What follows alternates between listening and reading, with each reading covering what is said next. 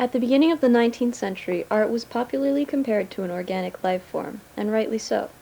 Both constructs are governed by a life principle, a template that encourages their development into their proper shapes. An organism follows the genetic code governed by God, and art follows its individual structural codes governed by the artist. Both can be transplanted into different areas without losing identity. The organism, due to Latin classifications, is universally recognized. Art is universally recognized through copyright laws, although I think Shakespeare had a different name in communist Russia. Both art and an organism reach beyond themselves through some sort of procreation. Organisms go through biogenesis, and if I want some art I don't have, I just Xerox it or dub it. And ultimately, art or an organism exists solely for itself. Well, this isn't true for lemmings, but all the other organisms are like this, and the other is the whole art for art's sake business. I think this video is, out of all the organisms, most like a snake. Both are a linear series of molecules that have a definite beginning, middle, and end. At the beginning of a snake is the head. That's where all the thinking goes on. Just like the opening of this video. And the middle of the snake is all the same, unless it's recently had something to eat. Then it bulges out in places. And the end, well, it tapers into a single point, and then nothing. But there's a spine running through all of the snake, getting information from the head. And this is like a control track. One other thing. A snake has really bad eyesight, so you can see it when most of the time it can't see you. Just like this video.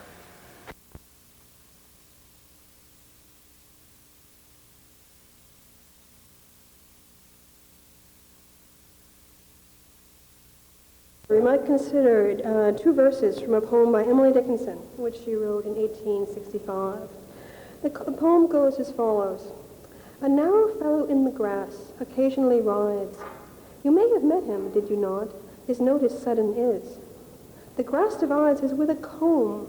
A spotted shaft is seen, and then it closes at your feet and opens further on. So, what are we supposed to make of this poem? A couple observations could be made to begin with. First of all, there seems to be the depiction of a snake being made in these lines. A narrow fellow in the grass.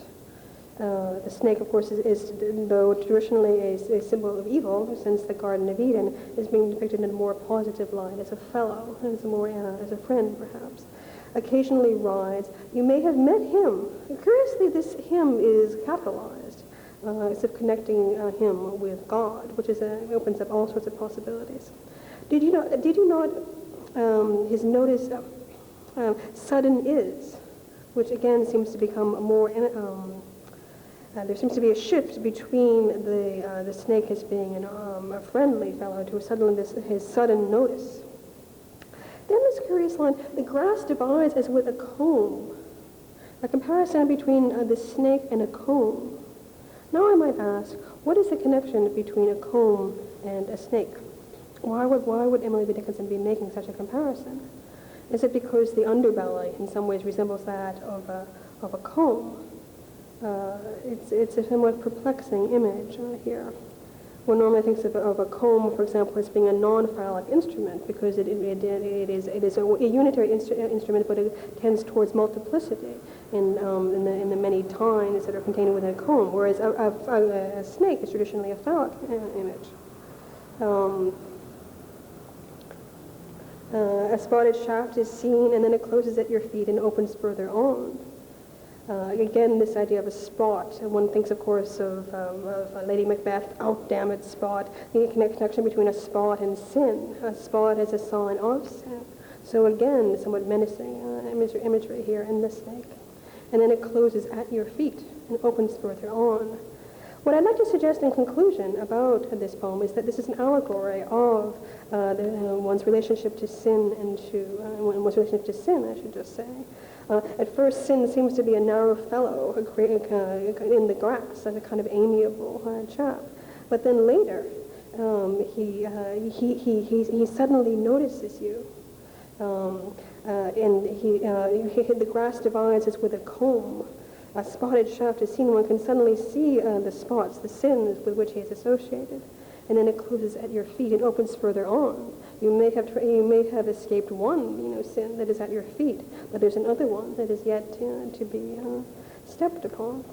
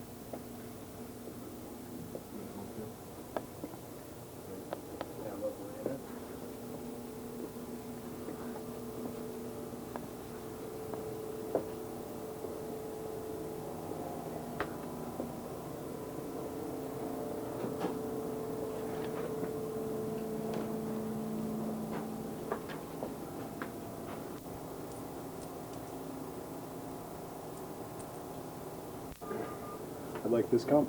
It's 39 cents, please. A lot of change. Need some change. Thank you. You're welcome. Cents.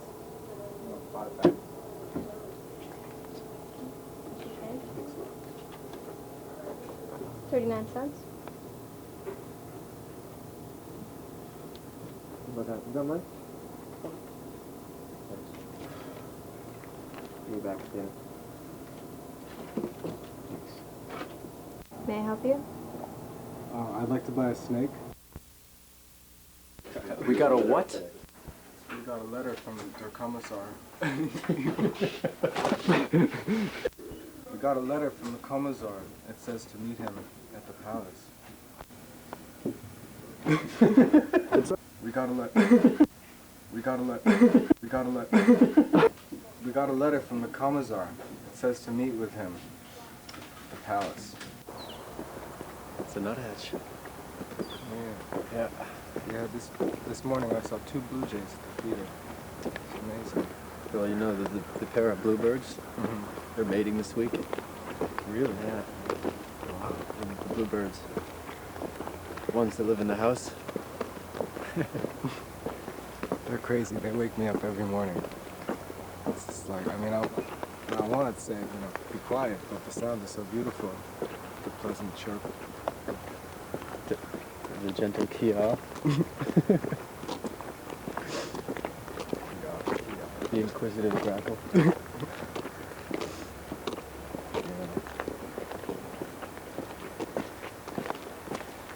So I think we should think about playing Do You Feel Like I Do from Frampton Comes Alive. Frampton Comes Alive. I was listening to that this morning. It's got that effect that has the it's kind of a cross between a voice and Peter. Right. You know what I'm saying? Right. Or it could be a voice and Mike, or a voice and Nick. Or a voice in Seth. Yeah, I mean, possibility. Or a voice in Peter. It's a fine album. Yeah, he really did come alive.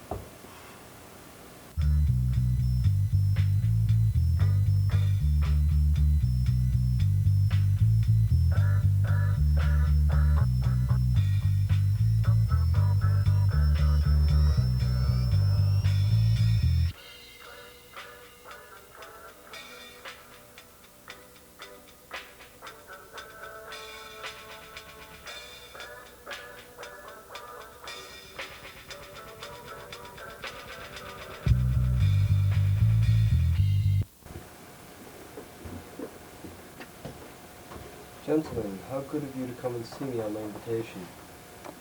The reason I've called you here is of dire importance. What do you know about this?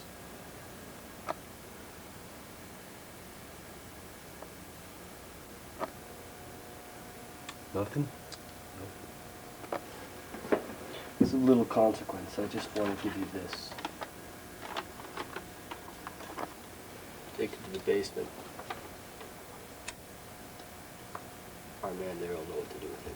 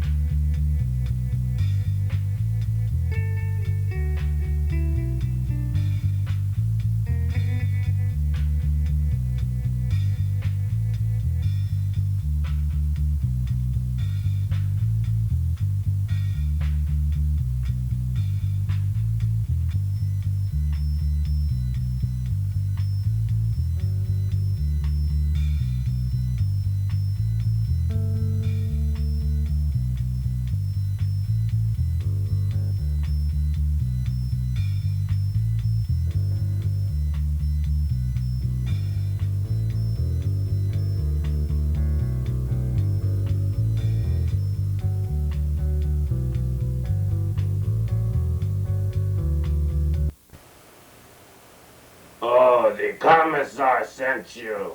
Good, good. Come, sit down, right here. Come.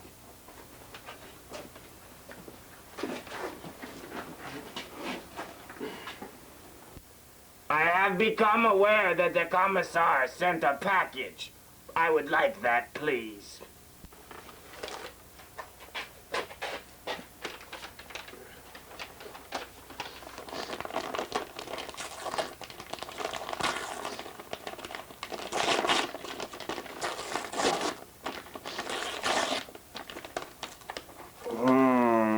I see. I see.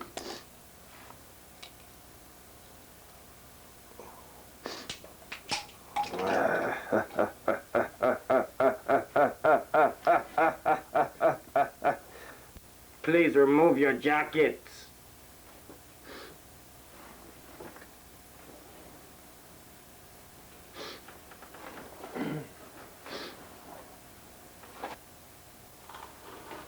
Come on, boy, you're not too fat.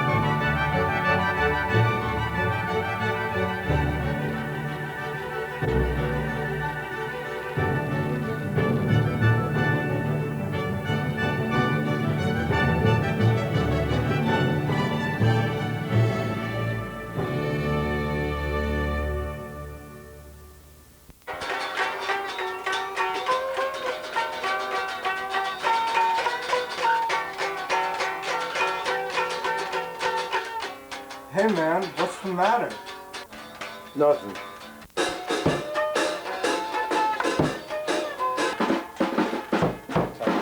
Go.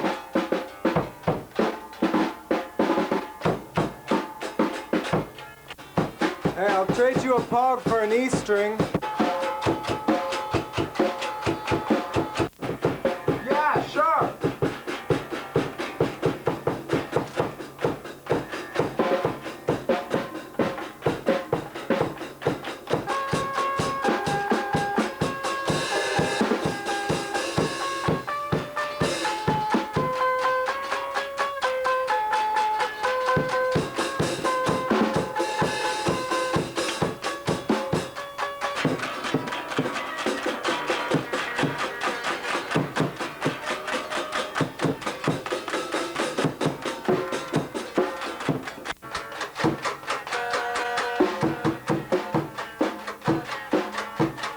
Hey, let's practice the essential word song.